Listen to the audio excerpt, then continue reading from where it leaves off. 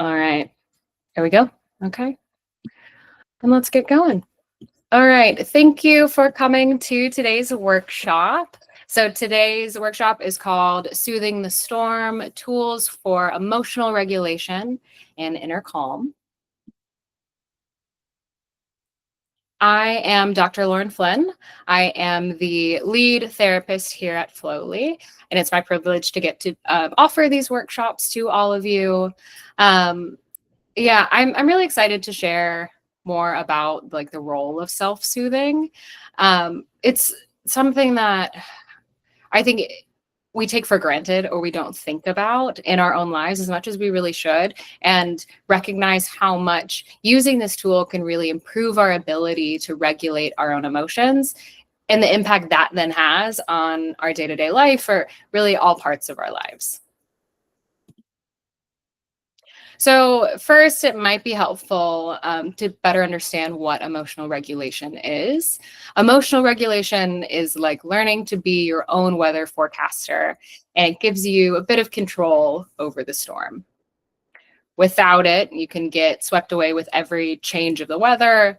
One minute, maybe drenched by sudden downpours of sadness, maybe the next, like scorched by like lightning of anger.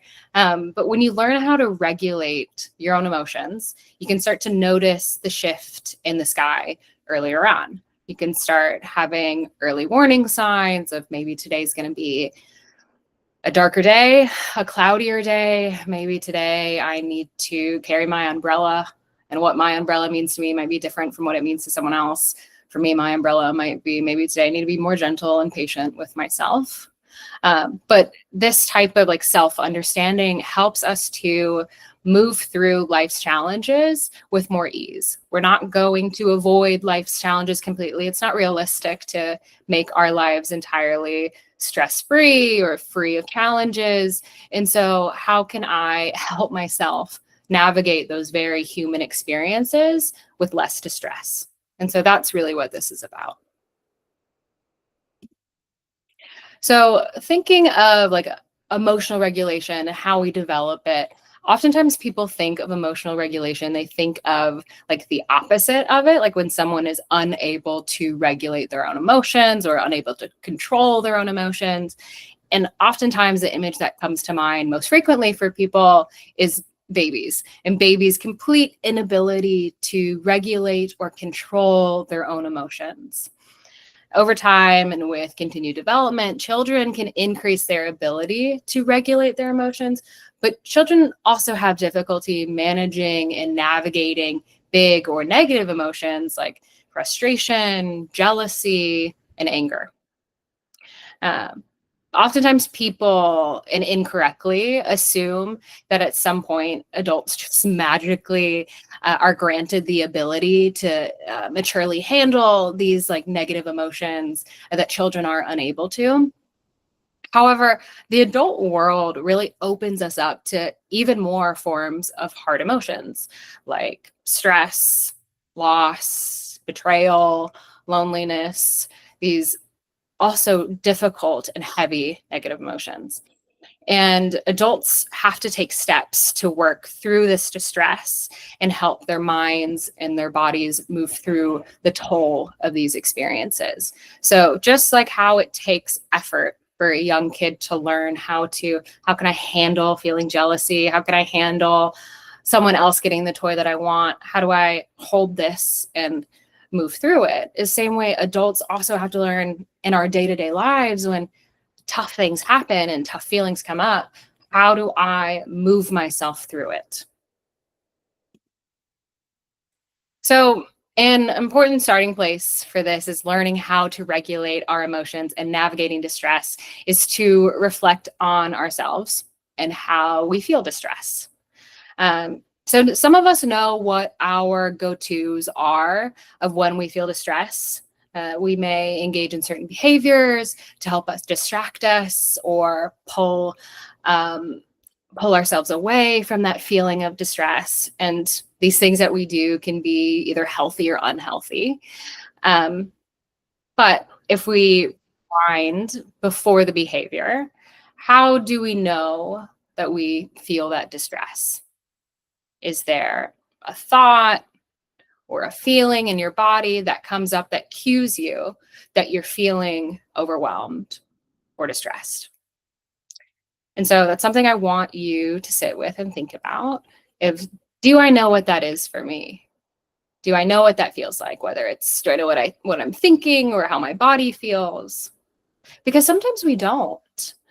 Sometimes people can feel so disconnected from what's going on inside their bodies and brains that they don't realize that they're experiencing distress until they take a look at their past actions and recognize maybe a stressful period after weight gain from stress eating or noticing gambling or drinking patterns. Sometimes it's only looking at those actions that we're aware, oh, I was struggling. I was having a hard time. And so that's one of the reasons why understanding and increasing our awareness is so important. It shows us like how am I feeling it? Can I know myself well enough to be able to be in tune with, okay, how am I feeling in this moment? I don't just have to look at past things that I did in order to use that as data that I needed something to help me through it at that time. I think I had a message in the chat. Let me see. Kim, if you're available I'm struggling to pull it up. Are you able to read if? Yeah, we have a question of, does distress always equal sadness? Oh, that's a great question. Thanks. Thank you, Kim. Sorry, I have a lot going on with my screens right now. If you could manage the chat during this, that would be fantastic. Or just like let me know if a question comes up. No, distress is not always sadness. And that's something that we'll get to is we all feel distress differently. Sometimes we feel it emotionally. Sometimes we feel it in our minds and our bodies. And when it does show up emotionally, it's not always sadness. We feel it in a wide variety of different ways and a wide variety of different intensities. So that's actually what we're getting into next of how we experience distress. So there are different ways that we experience distress. Sometimes we feel one of these things and sometimes we feel all of them. Sometimes it takes really tuning into your thoughts, into your physical sensations more closely to recognize these signs of distress. We may think regarding our anxiety or fear-based thoughts, we might not be aware of them, and we might just say like, this is just how I think. I'm so used to feeling overstimulated, and I'm so used to feeling having my thoughts move in this manner that I'm not really aware of it. This is the way I am. This is how I think. And the same is true for our bodies or in reference to the physical manifestations of distress. We might just be so used to living with pain and muscle tension and a racing heart that you just think to yourself, this is just what my body feels like. But just because it's your normal doesn't mean that it's a healthy baseline. And living within a body and a brain that are chronically in a state of hyperactivity or having an overstimulated nervous system has a high cost on our bodies and on our brains. So doing the sense of like inventory within yourself of, okay, if maybe I've just been almost on autopilot, not really aware of what my feelings are, how my emotions show up, what I'm thinking and how my body is feeling, taking a minute to really turn inward and say, okay, although it might not feel good, attending to what these feelings are, like, what is there? Like, let me just understand how I'm feeling. And even if this is my normal, even if my normal is a place where like, I don't really want to be, it helps us really understand what we need if we know where we are. Lauren, we had another question come in. Mm-hmm. The question is, well, it's two parts. Can stress cause distress? And how can I tell if I'm distressed versus if I'm just activated? Yeah, so I would say distress is a very broad umbrella. Distress is, you could say it's the overactivity that you feel in your body. Yes, it is my activated nervous system. And distress is the emotional sensations that I'm feeling that I don't want to feel, the thoughts that feel harmful. Distress is essentially that bundle of negative feelings and sensation. And stress is a form of distress as well. So there's a lot of things that come into this. And so I'd say it's more of an umbrella term that captures these things that aren't maybe the ideal way that you'd like to be operating. It's not from a place where my body feels safe and calm. It's not from a place where my mind and my emotions feel secure and grounded. It's a place where something feels not quite right. And that could be that my body is in a state of fight or flight, or it could be that my fears are leading me to a place where emotionally I'm not feeling in the way that I would like to. But distress is, I would say, like an umbrella, a category for a place that really is just not the way that we want to be living and not the way that we want to be feeling. I hope that answers the question. So once you have that awareness of how distress shows up in your body and in your brain, you can start furthering your awareness of the levels of intensity of your distress, because stress does not always feel the same. So I like this little graphic, this little like thermometer of thinking of your range of distress really in the terms of a thermometer. So sometimes my distress can feel like a 3, and other times it feels like a 10. And the importance with this too is, can I be in tune with myself well enough to know when I'm not doing that well before I get to a 10? Can I be aware of my body, my brain, my emotions, so that I know during the day, like, oh, I'm starting to feel a bit more anxious. I'm starting to feel around a 3. I'm starting to just edge up on this thermometer, so that I'm aware of myself and I'm aware of how my internal feelings are before I reach a 10. And I will say, this is a skill set.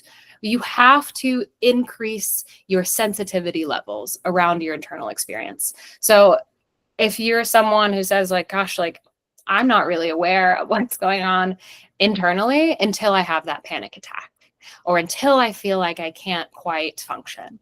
And so that's where we start working back from there of, okay, that's an absolutely normal place to start, but how can we slowly start recognizing what happened 3 hours leading up to that? What sensations did you have in your body as you were edging up to that place where the 10 occurred? And so really it's recognizing, what are those nuances for me? Who am I at a 3? Who am I at a 5? And who am I at a 10? And knowing what it feels like at those different numbers. And knowing your warning signs. When I'm at a 2, I might just be, maybe woke up like thinking maybe I need a bit more extra coffee today. Or when I'm getting up to like a 4, maybe I'm just a bit more irritable. Like knowing myself well enough to say, what are my cues? How do I know me at these different numbers so that I can do what I need to do to help bring myself down back to a safe place, back to a calm space of a 0 or 2? Because it is so much easier to self-soothe and de-escalate yourself and regulate your emotions from a lower number than it is from a higher number. And so this is something that is a take-home tool for you to really begin to reflect on. This is something that I really think it takes some time and reflecting on, how does distress show up for me when I've had an absolutely terrible day, the worst day of the worst? What does that feel like for me? How does it show up? When I'm having an absolutely wonderful day, it's great. I feel calm. I feel connected. What does that feel like for me? And then when we can kind of work from there of finding out what the middle is. Oftentimes we might only know what feels awesome, what on the other side, what feels absolutely terrible. And sometimes we know what fine feels like. And so starting at those places and increasing your ability to be able to understand, okay, as I'm getting more distressed, what does that feel like for me? Is it that it becomes harder for me to think? Is that I start feeling a bit more flustered, a bit more overwhelmed, where maybe I'm less patient, I'm a bit more irritable, I'm harder to be around? And how does that amp up for me? And so this is a take-home thing for you, whether you have time to jot it down if you have a notepad next to you. I encourage you to start like thinking about this, how it applies to you, because this is an excellent tool for knowing your warning signs for distress.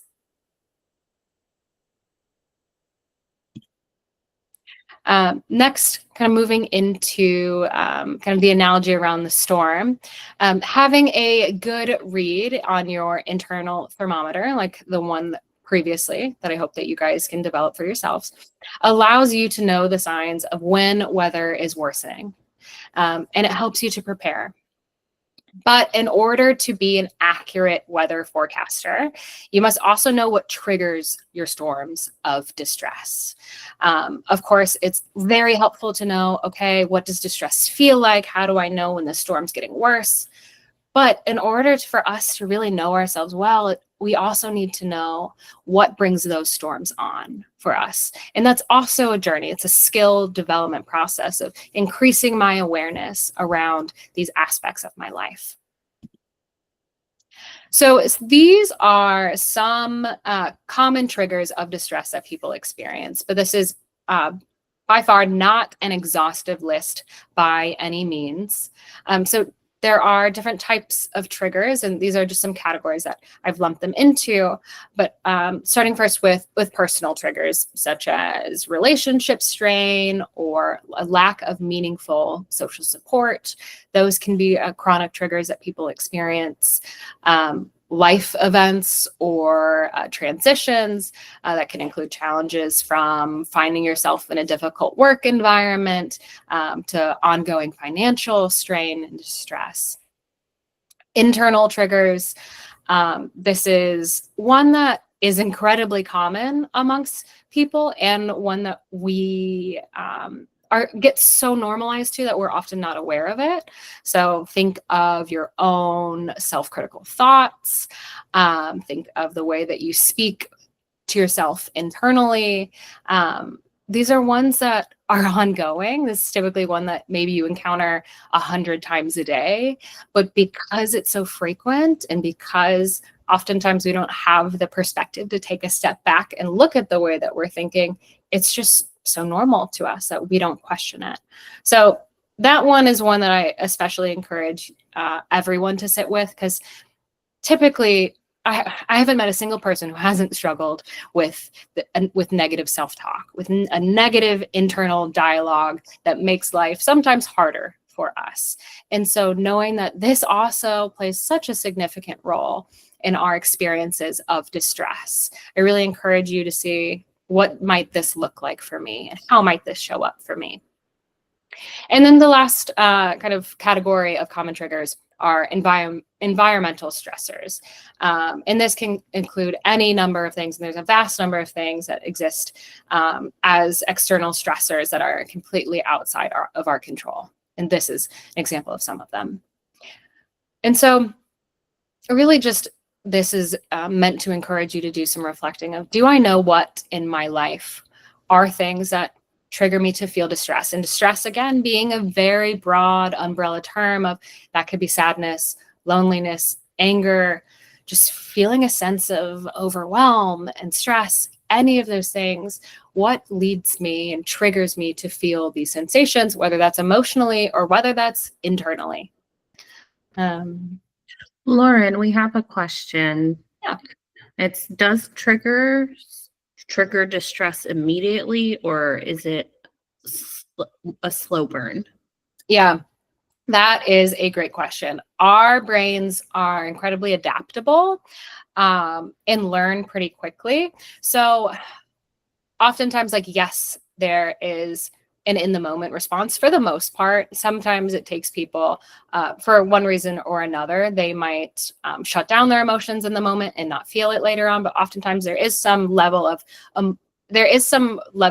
it registering, whether that's emotionally or cognitively or on a physiological level. Typically, there is in the moment a registration or a register of that stressor.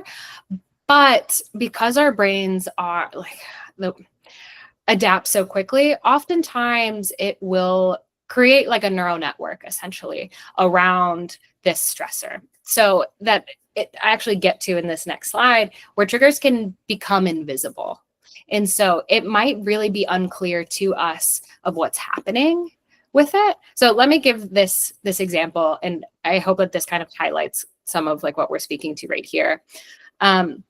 So sometimes we aren't even aware when distress occurs. So if someone has, for example, like had a difficult time at work and feels as though they're drowning in emails, they may come to associate like the sound of email notifications with distress.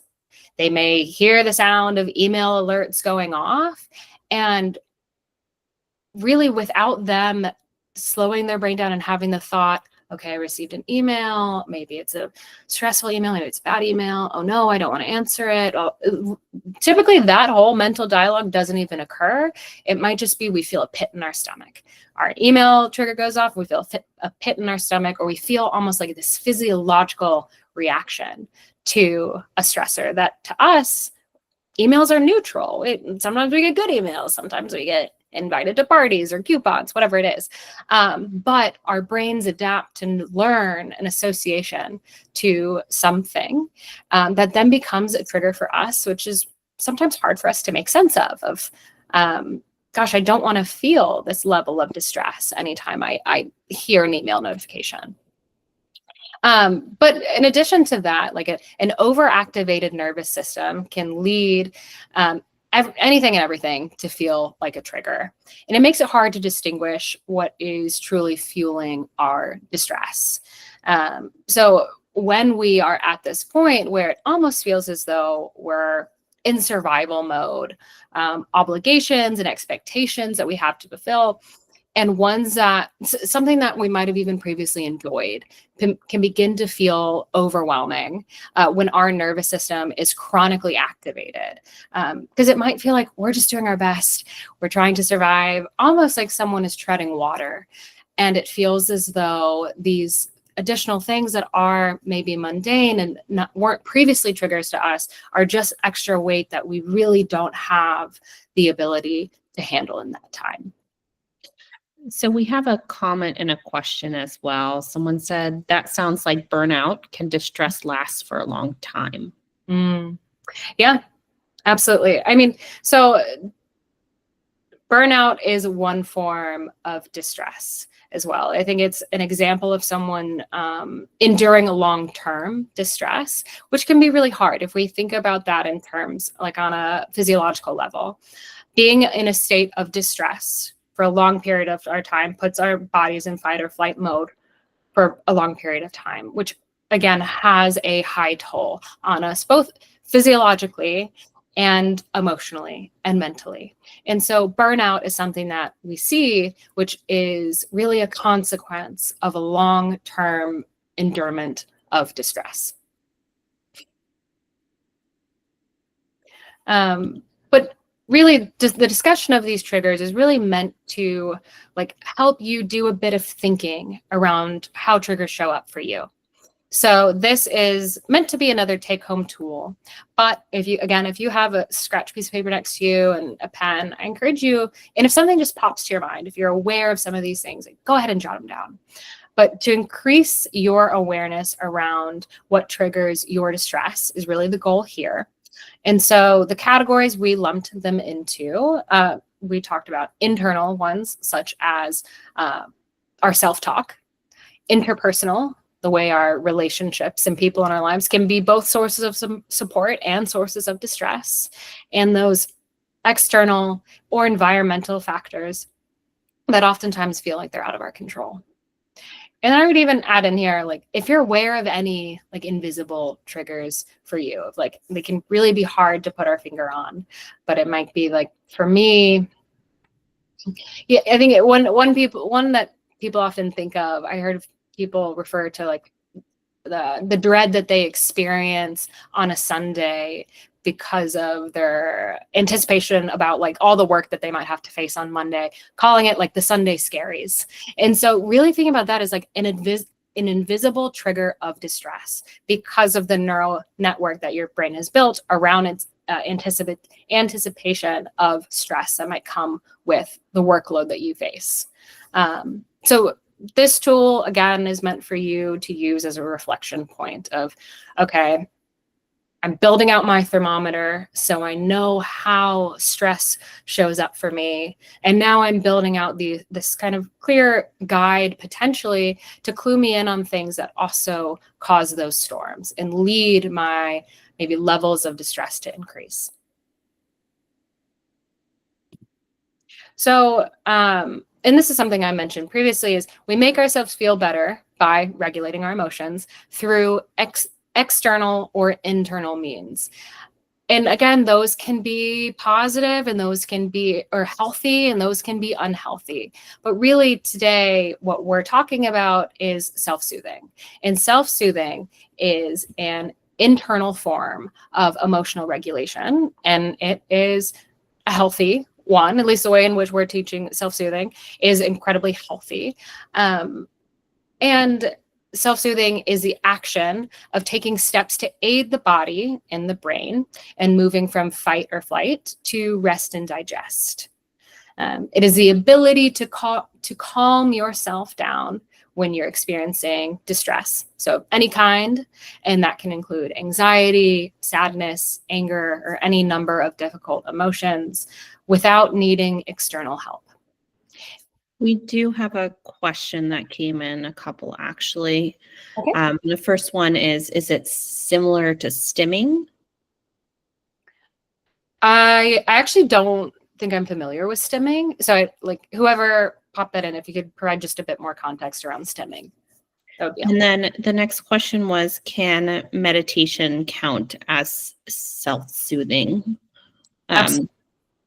And we'll get to the different types of self-soothing, because really what I'm hoping is that you can find what are some strategies that might work for me to help me regulate my emotions through self-soothing. And there are a lot of different kinds, but meditation is definitely a great one that we can address. And then we had a clarification for the stimming. Mm-hmm. They said like shaking legs, feet, or flapping hands related to the autism spectrum. Oh, yes, yes. So those are absolutely physical means of self-soothing. And there's ways that, interestingly, I didn't really learn this until my sister had a baby, that babies actually self-soothe. Something my nephew's just turned 1 does is he'll tug on his ears as a way to self-soothe. And so we have like a ton of nerves within our face and within our neck that touch to our faces and to our necks, and can really help us self-soothe. And there are so many different ways of self-soothing that, yes, stimming would definitely be considered one of them, or a version of self-soothing. And so just looking at kind of some benefits of self-soothing. So it helps us manage overwhelming emotions. When I soothe myself through them, the intensity of it comes down. It builds resilience and emotional independence. And that emotional independence piece is important.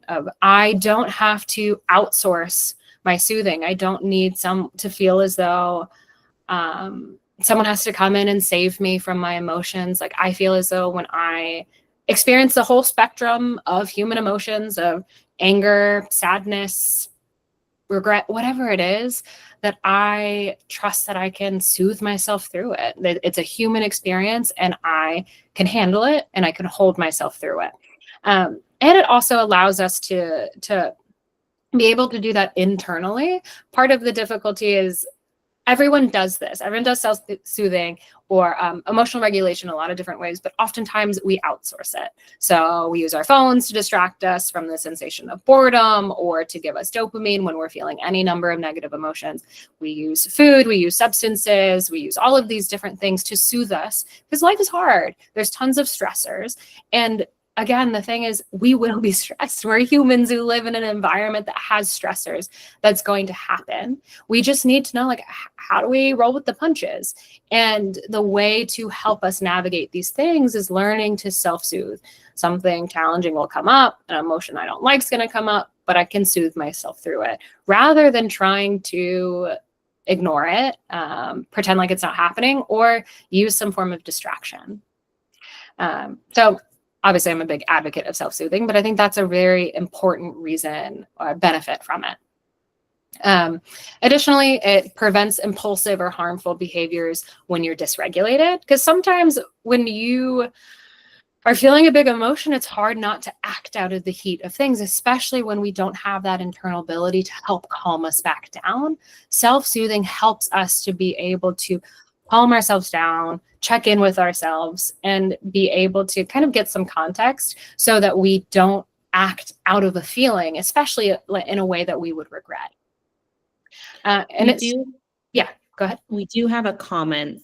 Someone said that the bad self-soothing sounds like you're just running away. Yeah. And I mean, don't get me wrong. I think that sometimes the bad self-soothing is people need it to survive. Life can be really hard, and especially hard for certain people. And so sometimes people just need to do what they need to do to survive. And so even if that means like not the healthiest thing, it's what they do to survive. But when we have the ability to choose something else, that's really like where I'm encouraging this is like, if your life situation is so overwhelming and you're going through a period of time where you don't have the luxury to take yourself on walks, do these things that help offload. If the only thing that's helping you is to binge watch whatever your favorite show is to like take yourself away from the intensity, then do what you need to do to survive. And if you have the ability, like I very much encourage kind of this healthy route of self-soothing. And we do have a question to that, Lauren, of how do you shift away from bad to good ones? Yeah. And all of it really starts with awareness, because we do so many things that we're not aware of. We have so many patterns of behaviors that we have no idea, no insight into. And I think one thing you might find is like, think of like what your go-to app is on your phone and delete it.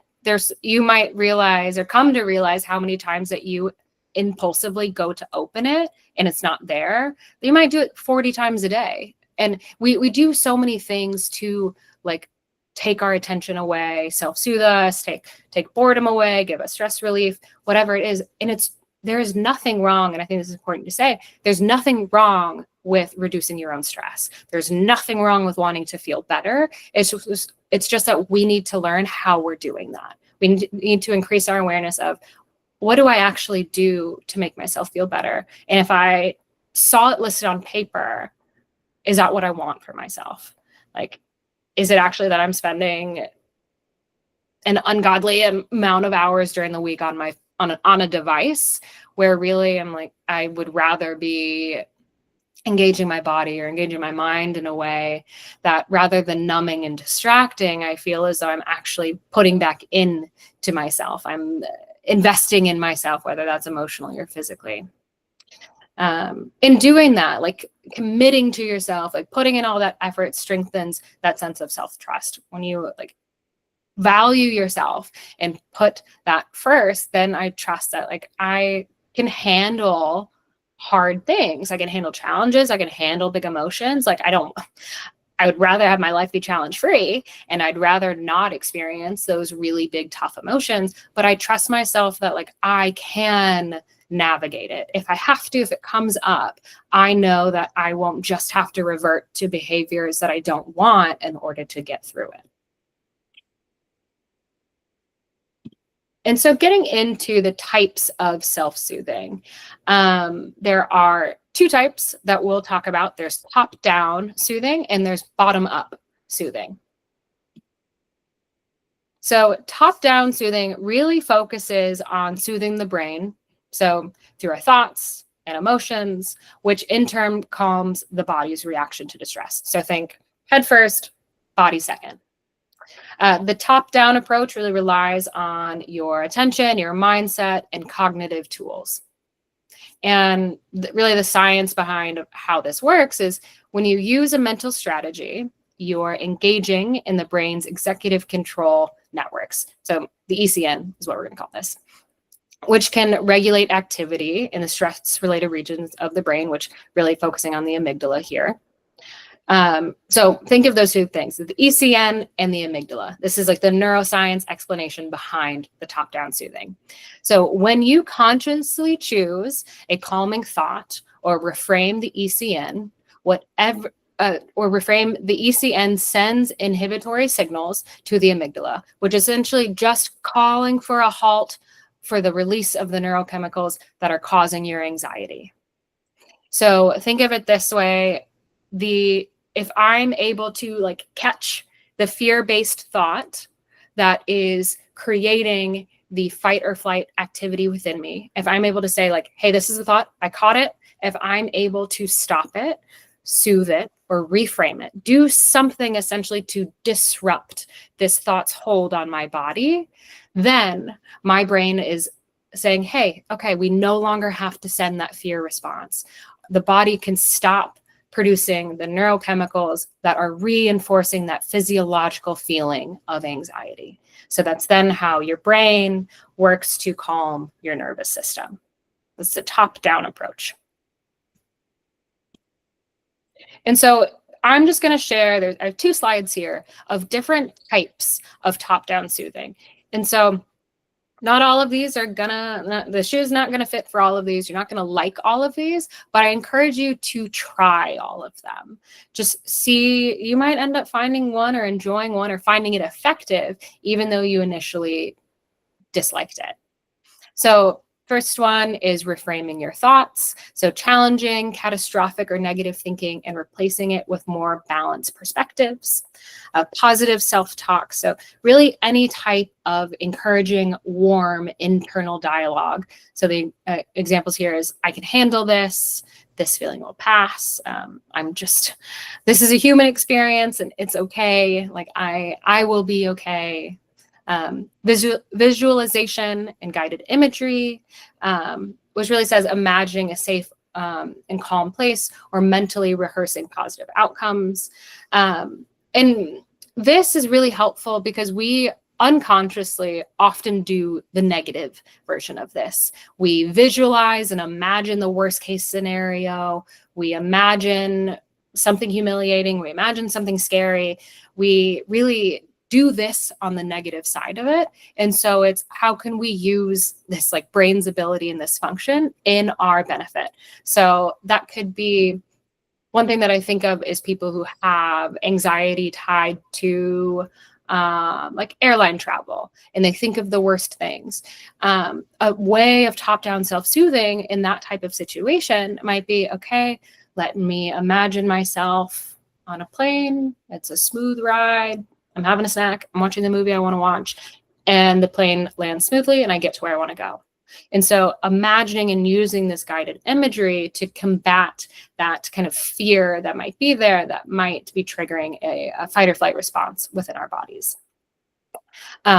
There's mindful attention shifting, which is just choosing to focus on something neutral or something pleasant, really steering the brain towards something that is not causing our bodies or not influencing that fight or flight response. Lauren, we did have a question about top-down soothing. Mm-hmm. Is top-down soothing effective even if you don't believe it? Because I can tell myself that everything is going to go well, but that doesn't mean that I'll believe it. Mm-hmm. That's a really great question.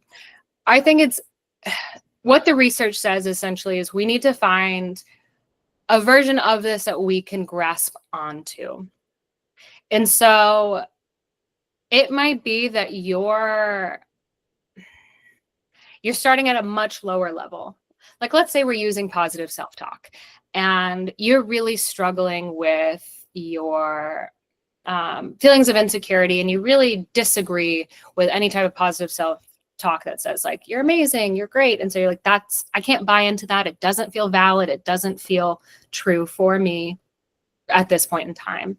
It's then what can I say that I can actually buy into that is neutral or just not negative, if it's neutral or positive. And so that might be positive self-talk, might be, I'm a human and all humans have value. Or I'm a human and everyone makes mistakes. All humans make mistakes. So I guess I'm just like everybody else, or finding something that maybe is a more neutral version that you can buy into and connect with, because it's both pattern and repetition, and we're building out these neural pathways. So I want it to be a repeated thing, but I don't want you to just repeat this thing that you don't feel at all any buy-in into. So I hope that answers your question. So this next slide with top-down soothing, these other 4 approaches, there is problem solving. And I will say with this one, sometimes our brains tell us that we need to come up with 6 problem solving plans and they all have to be perfect. And it actually feeds sometimes our own like fears and our own anxieties by engaging in too much problem solving. So this is one just to be mindful of it can actually be helpful for you to, let's say I'm feeling really overwhelmed. How about I put on paper the things that feel overwhelming, and how about I write down a few things that I can do to help with those things. There's a reasonable kind of approach to problem solving, but we have to be mindful of, are we doing it in order to help us, or are we doing it in a way that reinforces our anxieties, which might be, okay, now let me write out 10 different versions of how this might go, and let me make a different plan for how we turn it. That version's not helpful, or that use of problem solving doesn't help us. Perspective taking is another one, reminding yourself of the bigger picture or viewing the situation through another lens. Gratitude or positive recall, so actively recalling things that went well or moments of safety, connection, or joy. And then self-compassion practices. If you have not seen our self-compassion workshop that we did, I highly encourage you to find the recording, access it. I think it was great, and I'm a massive advocate for self-compassion. But this would include using phrases or reflections that treat yourself with the same kindness that you'd offer somebody else. So these that I went through are 8 different versions of top-down soothing. Now we're looking at bottom-up soothing, which focuses on soothing the body through nervous system relaxation tools to in turn calm the brain's reaction to stress. So we start with our bodies and we work our way up. So bottom up. The science behind this, instead of starting with thoughts, you regulate through breath, movement, sound, touch, sensory experiences by approaching the autonomic nervous system and shifting out of flight or fight into a calmer, more regulated state. So this is one that I think that most people in Flowly, like our members, are much more familiar with, because this is really what a lot of our tools teach of how do I calm my nervous system? How can I use my breath, my attention, my meditation efforts to help calm my nervous system, which will then in turn calm my mind. So I do love how much we use bottom-up soothing, because what it says here is these approaches actually often work faster in calming the nervous system because they bypass overthinking and anxious mental loops. So sometimes the top down can be harder because our brains don't always want to agree with us. And sometimes our brains are moving so quickly that they're not going to respond maybe to that type of thought. So the bottom up is actually sometimes people find more effective. And let me introduce you guys to some bottom up soothing. So those breath-based practices, there are numerous ones, but my favorite one, I misspelled it though. The physiological sigh, not sign, is one of my favorites. So that includes 2 short inhales and a long exhale. Breath-based ones are actually my favorite, but there are many others. So we have our breath-based ones here. We have movement and somatic practices that really incorporate the body. You all might be familiar with progressive muscle relaxation, and this sounds more like stemming that you guys asked about earlier, is the shaking or bouncing, to really try to kind of get, and says release excess adrenaline, but help it move through our bodies, move out of our bodies. we have two more categories, which is grounding techniques, sensory grounding techniques that you guys might be familiar with. The one that people often know is the 5, 4, 3, 2, 1 grounding approach, which is name 5 things you see, 4 that you feel, 3 that you hear, 2 that you smell, and 1 that you taste. But my personal favorite one of this is actually holding on to an ice cube. Preferably not even just in my hands. I love to have the ice cube on my neck or my chest, around my vagus nerve, because I find that more effective in calming my nervous system. So that's some examples of grounding. And the last one is nature. So finding yourself in an environment, in a surrounding that is peaceful and helps you to find a sense of internal calm.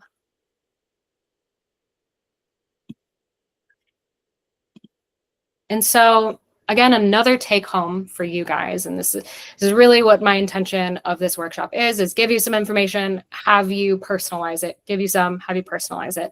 And so with this is I really want you guys to develop your self-soothing list. Everything that I showed you guys, I told you, might not all be your cup of tea, but you won't know it until you try it. So I do encourage you to try out different top-down strategies and try different bottom-up strategies and list out which ones you found the most effective for you. It will most likely take more than 1 or 2 times of trying out a strategy in order for you to really determine its effectiveness. So I encourage you to dive into them, practice them, and then try to figure out, okay, what works for me and helps me really navigate my distress.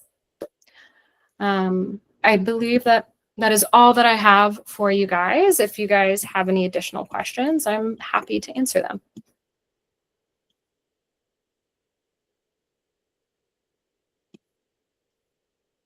No other questions? Okay. Well, thank you guys. I'm going to end the recording now. Let me see.